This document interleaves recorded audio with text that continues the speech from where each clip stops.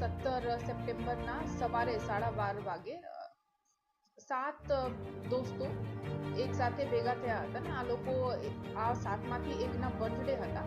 તો આ માટે પાર્ટી કરવા માટે હોટેલના રૂમ બાબતે આ લોકોની કઈ માથાકૂટ થઈ હતી કે અમને તમે 50 રૂપિયા આપી છે તો 50 પરત કરો. આ બાબતની લડાઈમાં આપસમાં એકને બીજાના મર્ડર કરી નાખ્યા અને બીજાને પણ ચોટ લાગી છે. તો આ બાબતની ગુના પાંડેસરા પોલીસ સ્ટેશનમાં દાખલ કરી છે.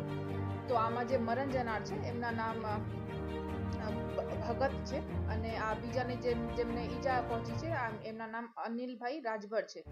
અને આ બંને આરોપી બિટ્ટુ સિંહ અવધિયા અને ચંદન દુબે આ બંનેને અરેસ્ટ કરી લીધા છે.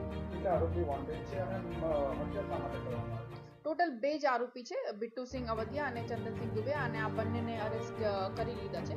અને જેમ કે હું કહ્યું, લડાઈ બેસિકલી 50 રૂપિયા એક અનિલ રાજભરને બિટ્ટુને આપી હતી અને આ પૈસા પરત માંગતા આ બાબતની લડાઈ હતી. અને આ જે મરણ જનાર છે ભગતભાઈ, એક વાઇપરની લકડી ઉઠાઈને બિટ્ટુને મારતા હતા અને ત્યારે ચંદન દુબે અનિલભાઈને પકડીને રાખ્યા હતા. તો આ બિટ્ટુ ઉશ્કેરાઈને ચાકુ ભગતને મારી નાખ્યા અને ભગતની મોત થઈ ગઈ અને અનિલને પણ ઈજા પહોંચી. ચાકુ ક્યાંથી લાવેલું? ચાકુ એમની પાસે છે.